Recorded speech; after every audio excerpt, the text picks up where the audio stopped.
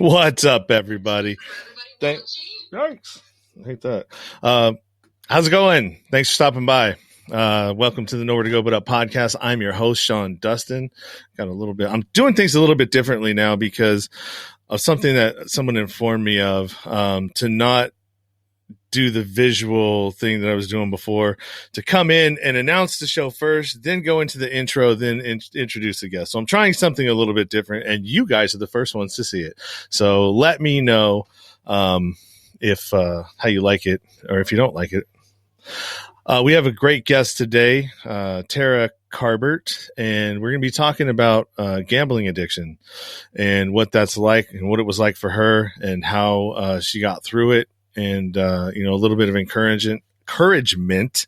She will be sharing her wisdom, strength, and hope with that. And so let me run into the intro here. And also, too, if you're on YouTube, do me a favor and subscribe in the corner. Hit the thumbs up. If you are watching on Facebook, do me a favor as well and hit the like button and share this. I'm going to do the intro, and I will be right back with our guest. Sean Dustin spent time in federal and state prison for drug trafficking and fraud. Upon release in 2006, he had nothing but the clothes on his back, a bag of mail, and legal paperwork. In 2010, he kicked a long-time methamphetamine habit and started the long climb back up the ladder of life. This is the Nowhere to Go But Up podcast. If you want transparency and authenticity, you're in the right place. This is the Nowhere to Go But Up podcast, and this is Sean Dustin.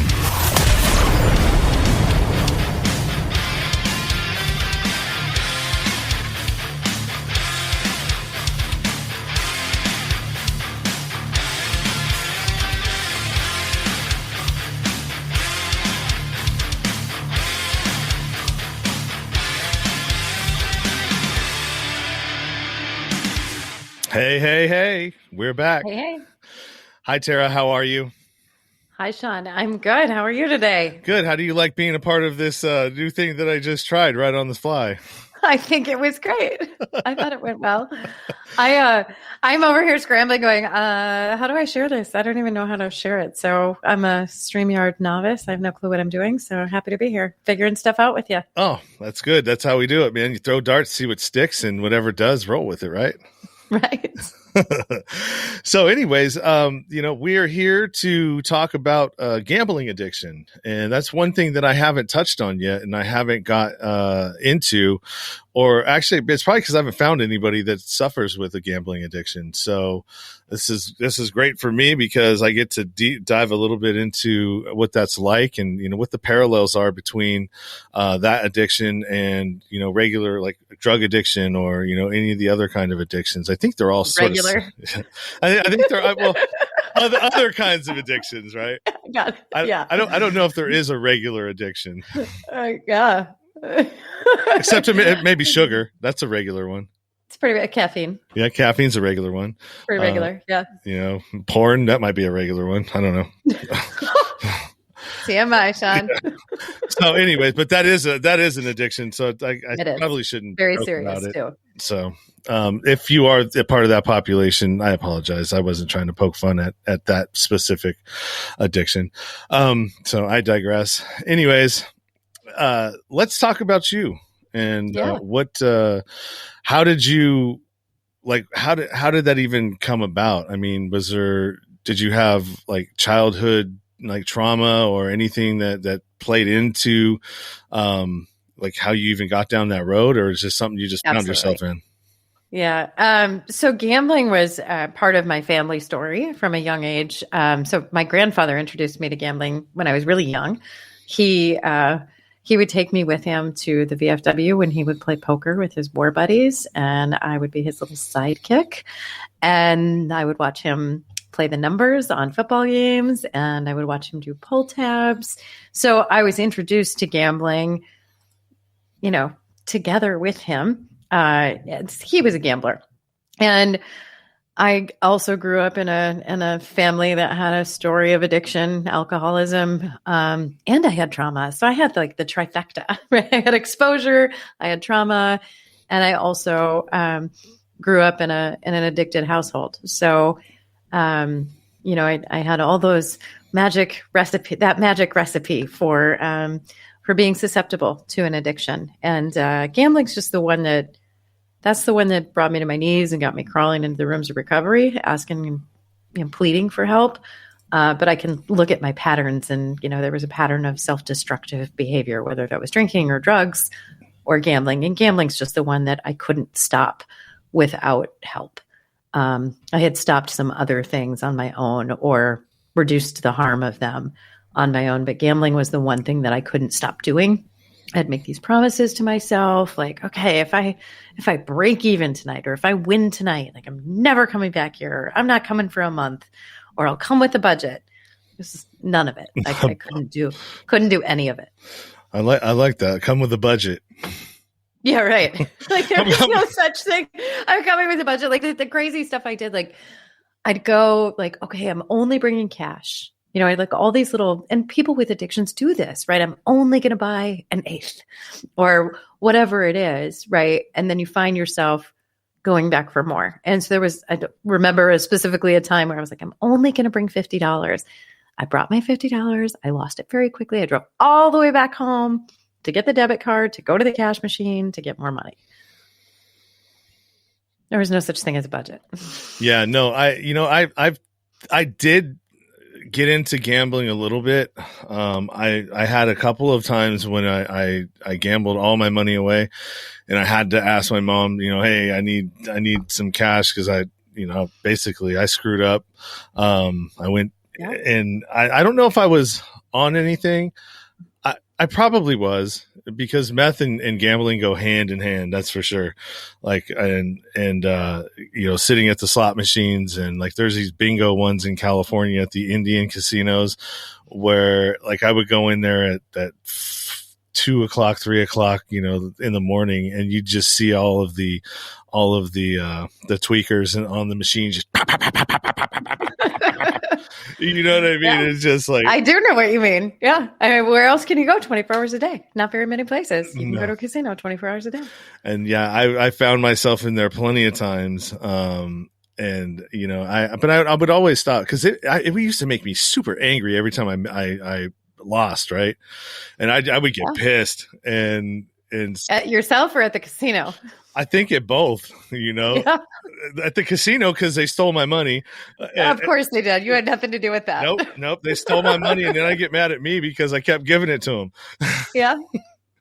So, yeah. What void was that filling for you by doing that, by gambling, or did it just become like? At first it filled a void, and then it just became an obsession. And then once you lost, you're like, God damn it, I know I can win because you've done it before. Yeah, kind of both, I think. I mean, there's so many different emotions that can come with gambling or be escaped by gambling. So I think initially it was fun, like, oh, it's just something I do, for fun. Like, some people go shopping for fun, and I thought it was innocent. And it evolved into, being something that I had to do instead of something that I wanted to do. When I think about like the void it filled, there's some critical moments in my story where the gambling escalated. And one of those was after my grandmother died. And when my grandpa passed away when I was 16 or 15. I always forget which year it was, 2001. So I was 15. I can do math. And when she passed away, for years before that, going to the casino together was something the two of us did. And so I kind of fell into a bit of a trap where when I was there, I kind of felt like I was with her.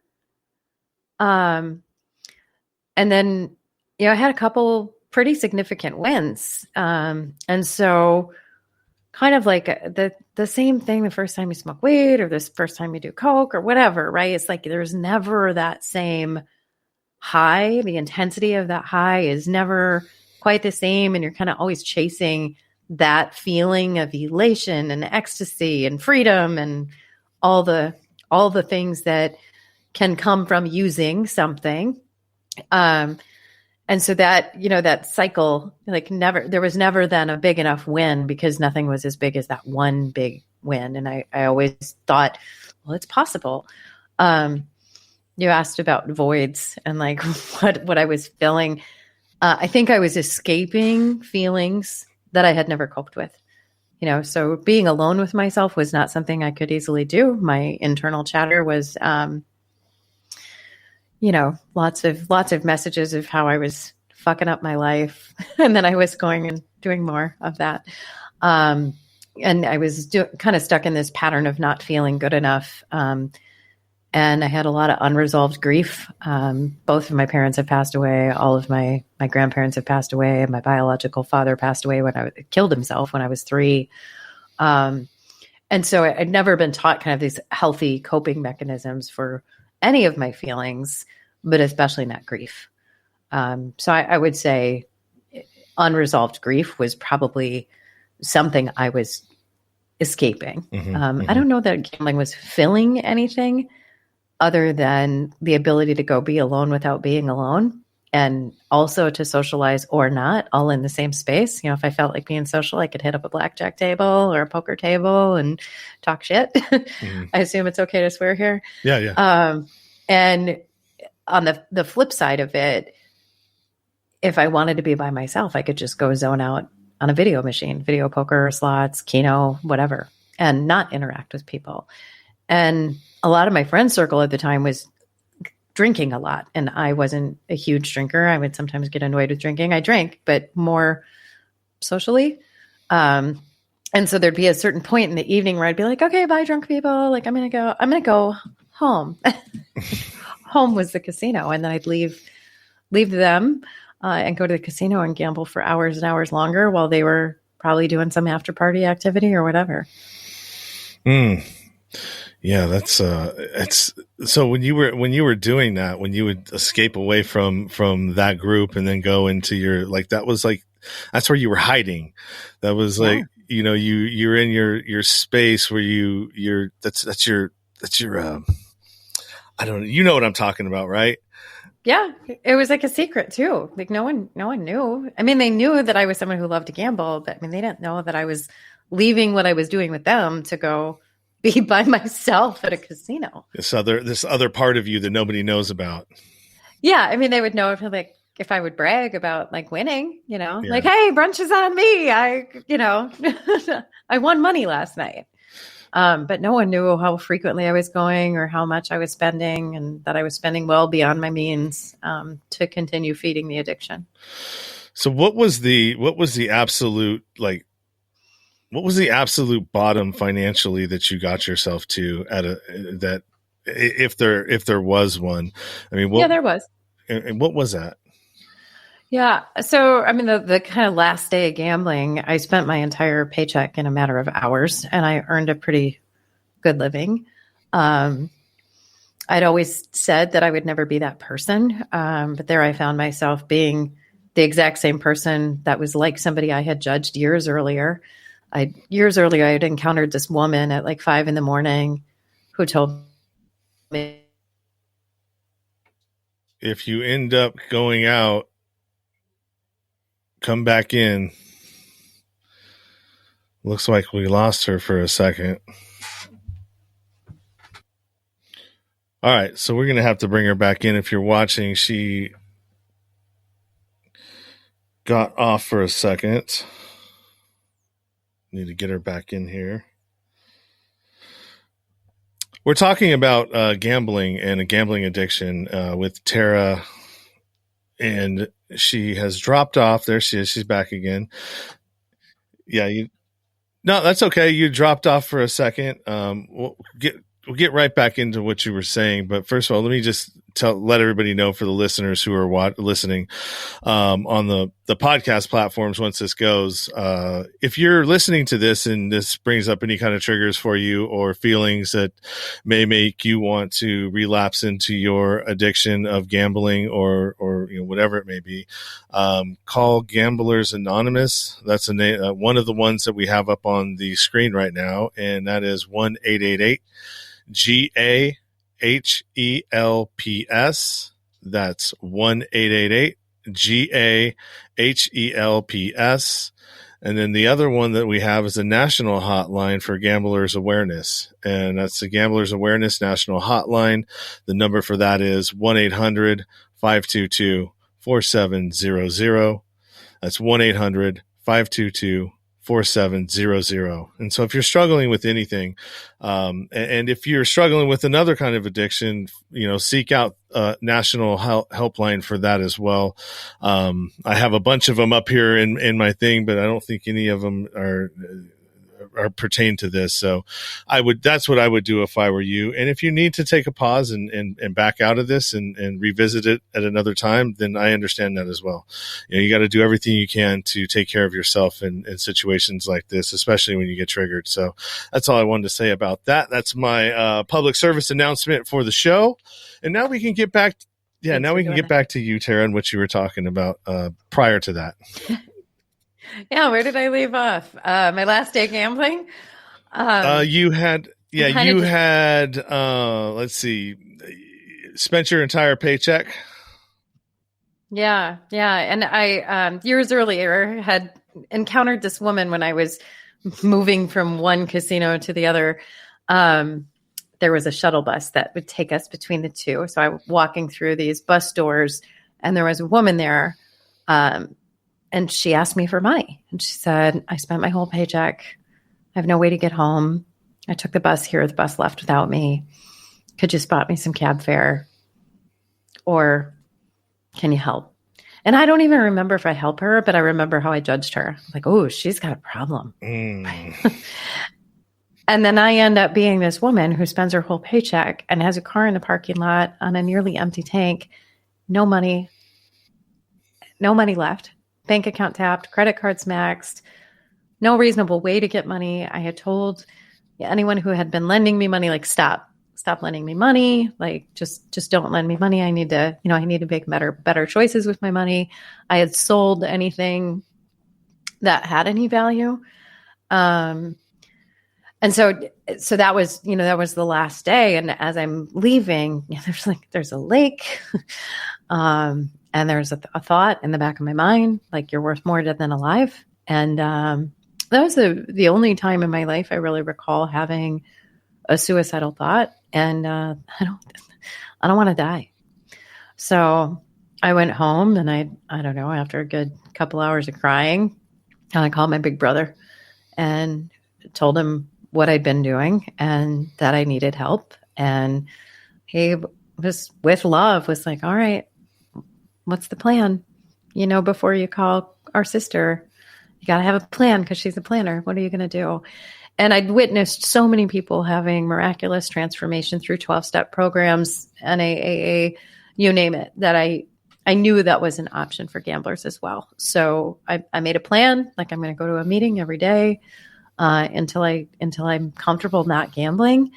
And I'm going to have a money accountability partner. I'm going to completely no access to cash. So I lived off of prepaid debit cards to get my groceries and my gasoline for a couple months, and had someone else managing my money, paying my bills with the money that would come in from my wages.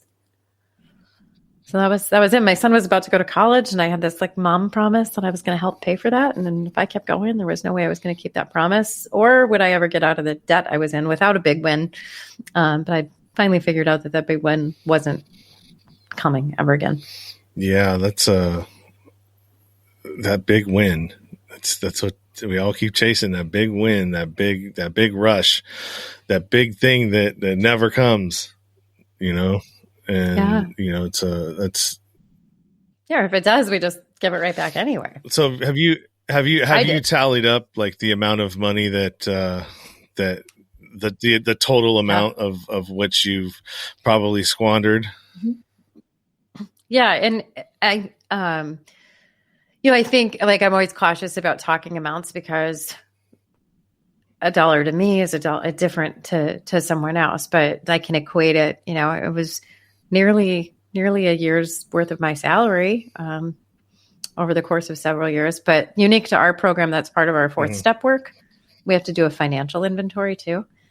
And I had the fun accelerated version of that, because the IRS was kind of saying, hey, what's up? What's up with this? You won. I'm like, I didn't win shit. Like I did not win. I don't know what you like. Yeah, they said I won, but hold up.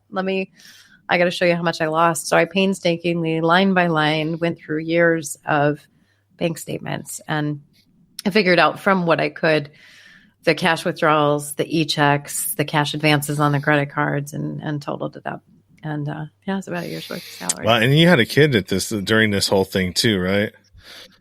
And so how was I mean that probably would have, thinking about the shame and the guilt, and was he old? It was, you have a son, right? She said. I have a son. He's 22 now. And when he were going through that, was he still at home or was he? Yep.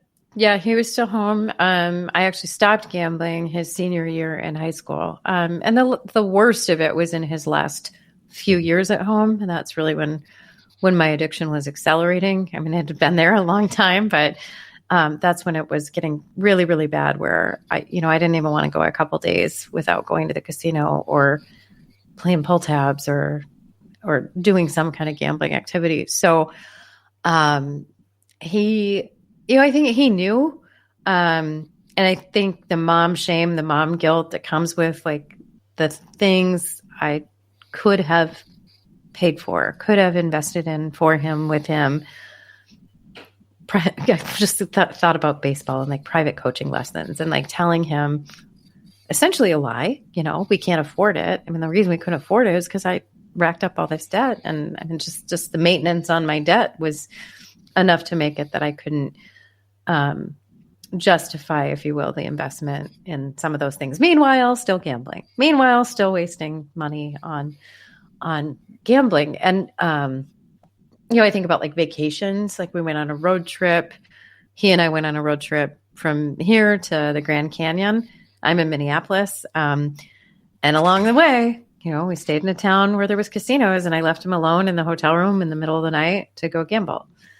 He was old enough to take care of himself, so there wasn't that element of safety risk, but that's lost quality time. I remember getting excited when he'd go to a friend's because that meant I could go to the casino. And there was kind of this two worlds, that I lived in, like good mom, good employee, and compulsive gambler. Yeah, that's got to be tough, man, when you think back about it. Yeah, high functioning, right? Yeah, no one can smell gambling on your breath. Nope.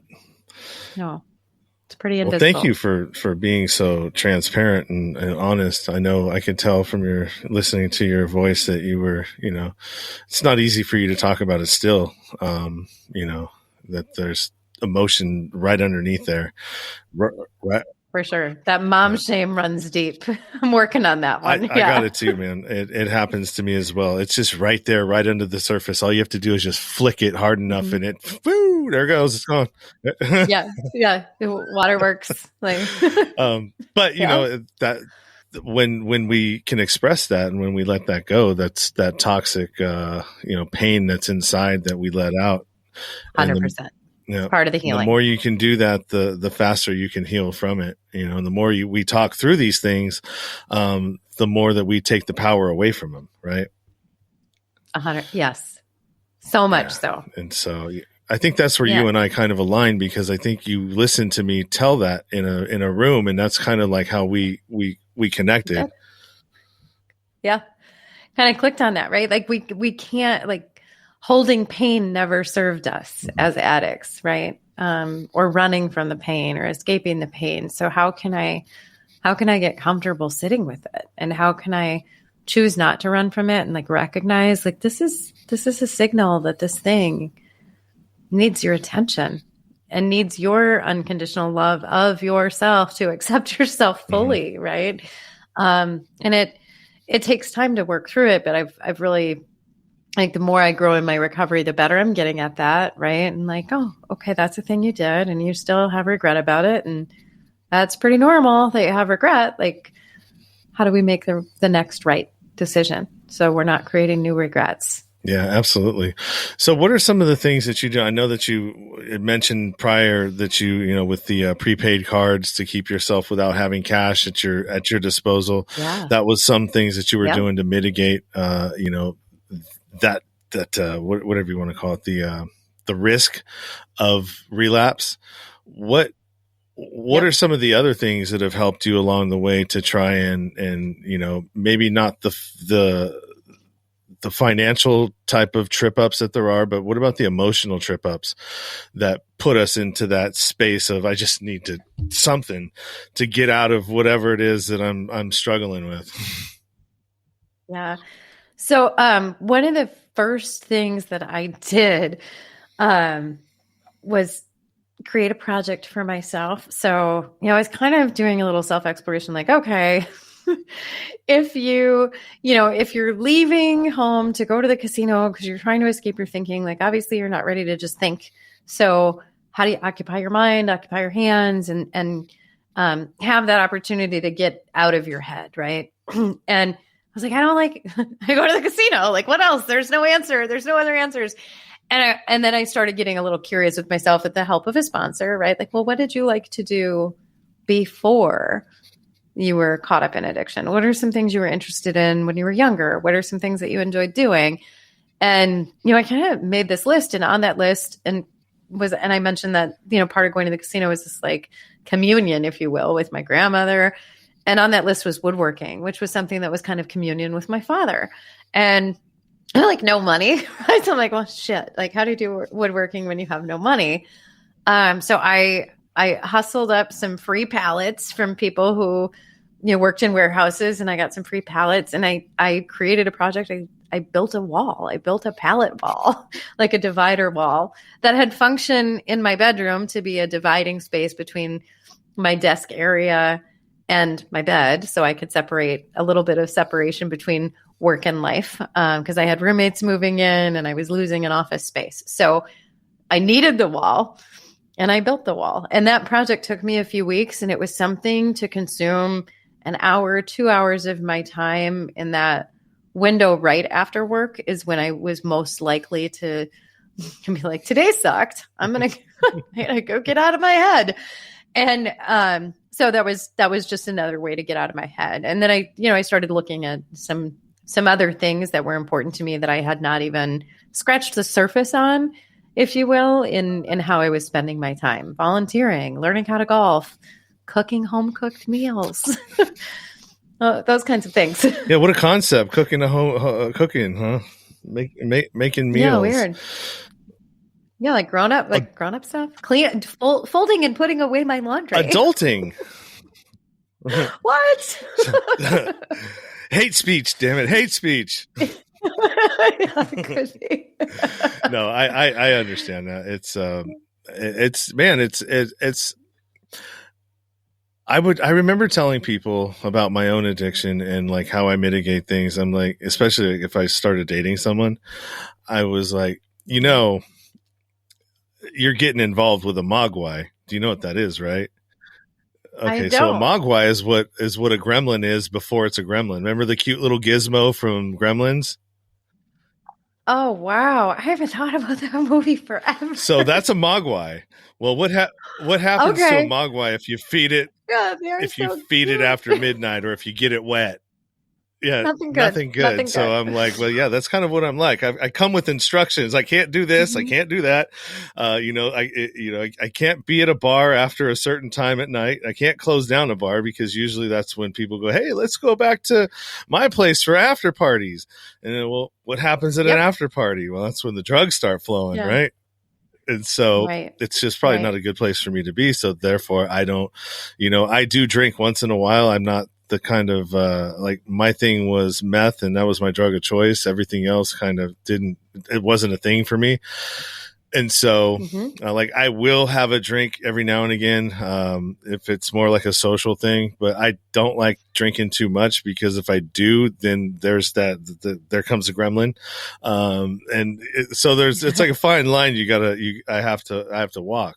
And most of the time I just choose not to, I just prefer not to drink at all if I can help it. But I don't like, it gives me a headache immediately most of the times. And so to me, it's just, there's no benefits to it.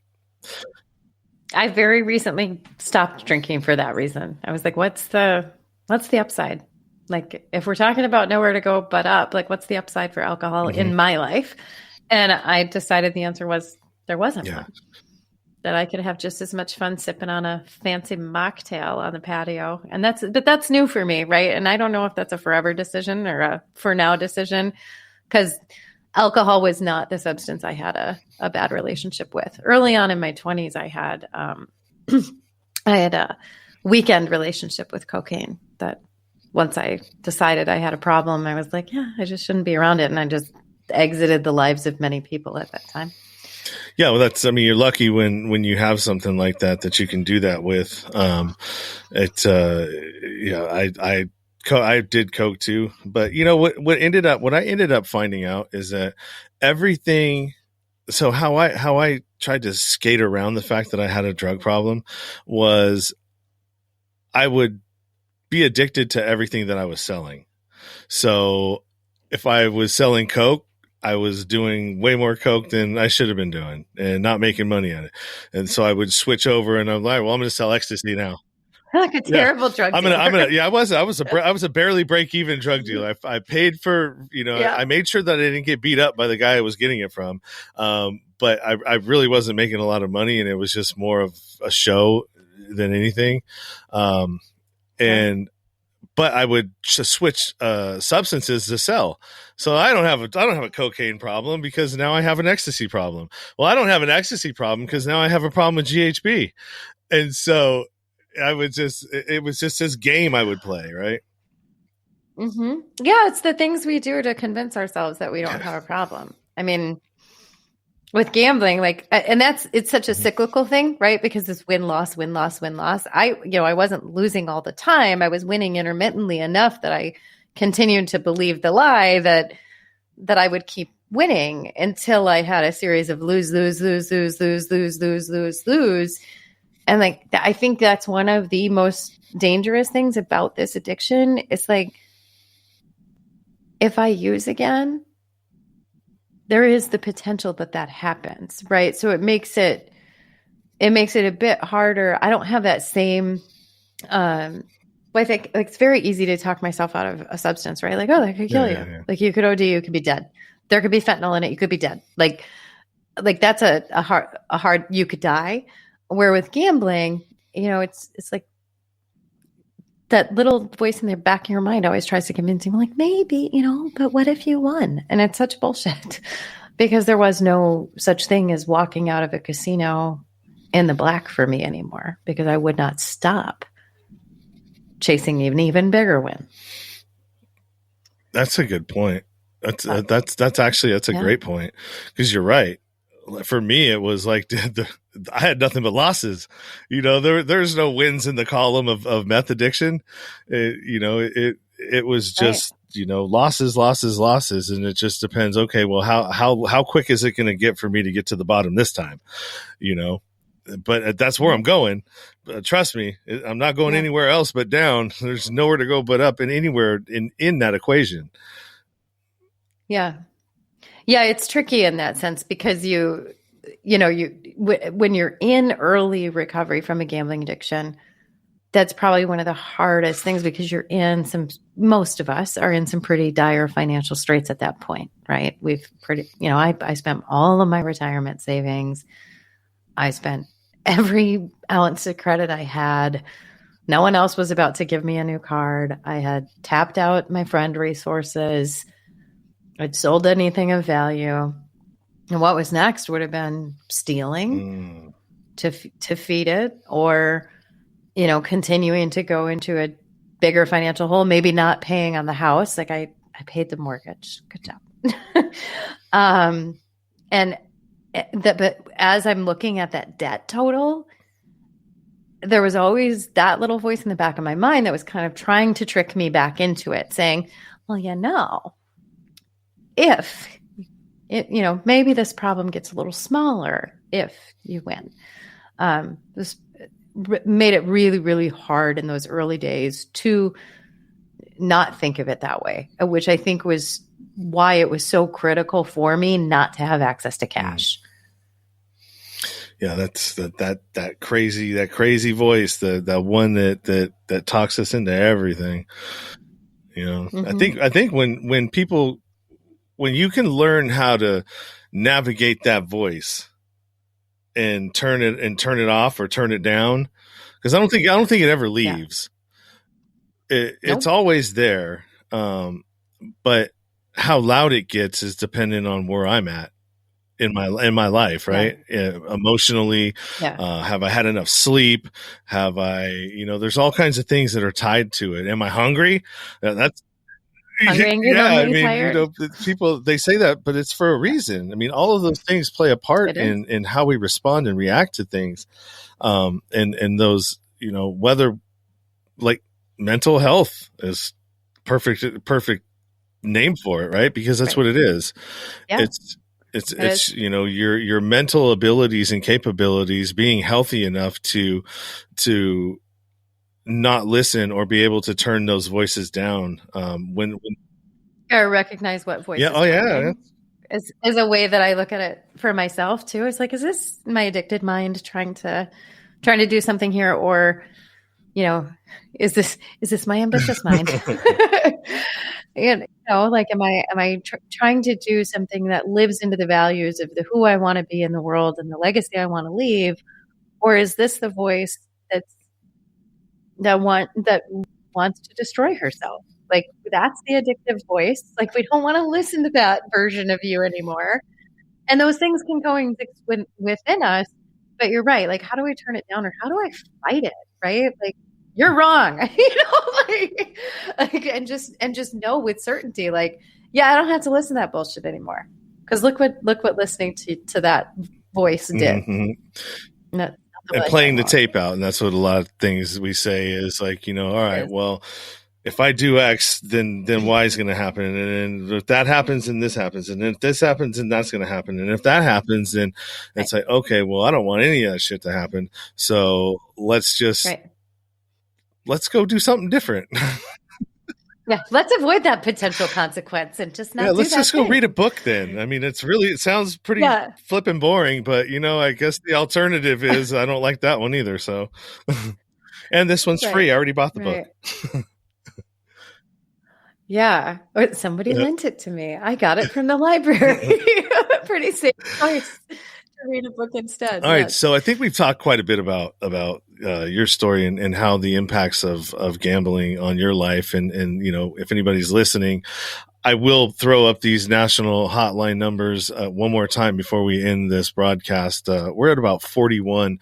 I have another one at 5, but let's touch a little bit on what you're doing now, because you switched out of your career and jumped into your purpose and your passion, I believe, right?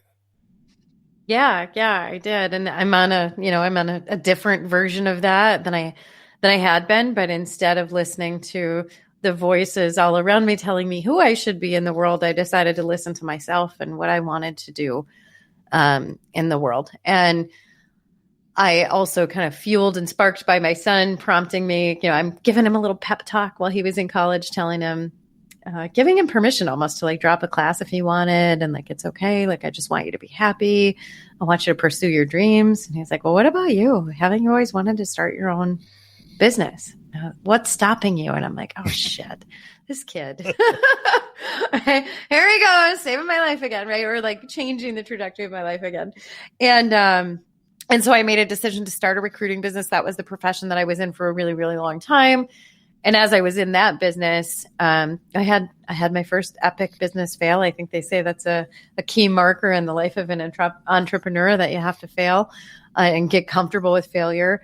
But what I learned through that was that the things that I enjoyed about that work truly was the people, the interaction with the candidates, the people, the job seekers, the people who were interviewing, and helping them navigate this big change trajectory in their lives. And the same for the managers, really helping them kind of understand, what do we need? What do we need in our team, and how do we select the right person? So it was all about the people. And I kind of hit that moment with that business where I had to make a decision. Am I going to keep going down this path of, trying to serve businesses, or is there an opportunity for me to make a move and shift and focus on the people aspect? So my first iteration of coaching was career coaching. I'd created a model. I'm a customer of a life coach, and following some of the work that she had introduced to me and then kind of making it work for myself, much like we do in recovery, make the steps work for yourself. I created my own thought work model for coaching myself. And I started applying it in my own life, and it worked. And then I got customers and it worked for them. And I had this false narrative going, well, you're only qualified to be your career coach because you've been a recruiter. Like, you can't be a life coach. And I'm coaching my career coaching students. And all of a sudden someone's like, hey, like, can I try this thought model with this thing I got going with my boyfriend, my parents? And I'm like, if you want to. So they kind of led me and say, okay, it works for everything. Like, you need to do more than just career coaching. So I took a step back mentally for myself to say, okay, if I'm going to go all in on coaching, like my gambling language there, if I'm going to do that for coaching, like, let me back up. Like, if this is no longer about helping people manage career decisions and career choices and navigating the path to career change, what is it? And who do I want to serve? And over and over, the answer was women in recovery. So I kind of paused on any coaching while I created. And I've now created a couple coaching programs for women with 1 or more years free from an addiction, feeling a bit stuck, wanting a breakthrough, maybe struggling to achieve some goals, and helping them stop regretting the past and start believing in the future. Awesome. That's beautiful. I love that. And I love the fact that you were able to just take that leap, because that's a tough leap. And I think we had talked about it before, and a lot of people in your life, don't have that, can't see that vision. Yeah. It's something about like embracing that risk-taking side of myself and applying it to my life in a new way. I have a risk taker profile, not just gambling, but, adventure sports, rock climbing, jumping out of planes, cliff jumping, those kinds of things. And so how can I harness that and see it as a trait instead of a character defect? Yeah, absolutely. Absolutely. Well, I want to thank you. I appreciate everything that you've shared with us. And yeah, thanks for taking the time to let me talk about gambling addiction. If that's not one you've had here before, I'm happy to be a resource to anybody who wants to reach out either through the website or Instagram or Facebook, which can be found on the website that you've got up there right now. Yeah, and the website is www.ambitiousaddicts.com. You can go there and catch all of her social media profiles if you want to follow Tara. Also, she is on Clubhouse because that's where we met and that's where we kind of hang out. We spend lots of time there. And that's at Ambitious Addict. And then you can email Tara at ambitiousaddicts.com. And all of these are in the show notes. They will be in the show notes, and they're in the description of this broadcast. So you can get direct links there. Just go click and it'll take you where you got to go. She had also mentioned some books that were helpful to her. One was The War of Art by Stephen Pressfield, and we've got some direct links to Amazon for that, and that's an affiliate link. So if you order the book from there, you're helping out the show. And then podcast suggestions, not concessions. Am I hungry? I'm looking for concessions. You might be. We got the Life Coach School by Brooke Castillo, and then All in the Addicted Gamblers podcast. So these are all good things to read and check out on the podcast. Podcasts have always really been really detrimental to me in my change. Through listening to them religiously, nonstop, really helped me to gain more awareness for myself and to change that mindset. Yeah, there's so many good ones out there too. It's nice to have a medium outside of books. Yeah, for sure. And then also too, if you're having an issue and you want to call Gamblers Anonymous and take a step forward to try to mitigate that for yourself, the number for that is 1-888 G as in Gary, A as in Alpha, H as in help, E as in what's a good one for E? Elephant. L for Larry, P for popcorn, and S for Sam. and then also the Gamblers Awareness National Hotline, which is 1-800-522-4700. Is there anything else? Yeah, I would. Yeah, just for anyone listening that may be affected by somebody else's gambling issues, those phone numbers are a great resource for you too. There you go. And so I hope you guys enjoyed the episode and the information that we've given you and Tara's story.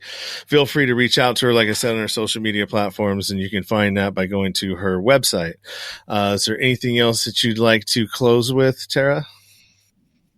Thanks so much for what you're doing to continue to spread hope and positivity, and bring real life stories to the world.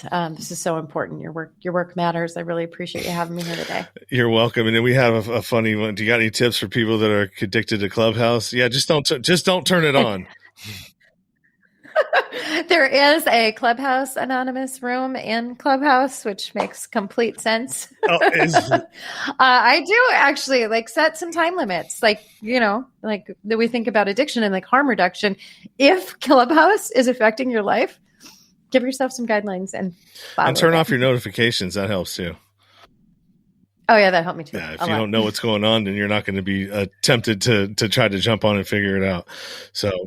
Yeah, all great tips, man, and I appreciate it. I appreciate anybody who's been watching and for participating in the comments there. And that's about all I have. I'm running right into another one at 5:00, which is going to be with John Boziak, who is he is a credit card fraud guy, and he was probably the number one fraud person for a period of time in the United States. So that's going to be an interesting one.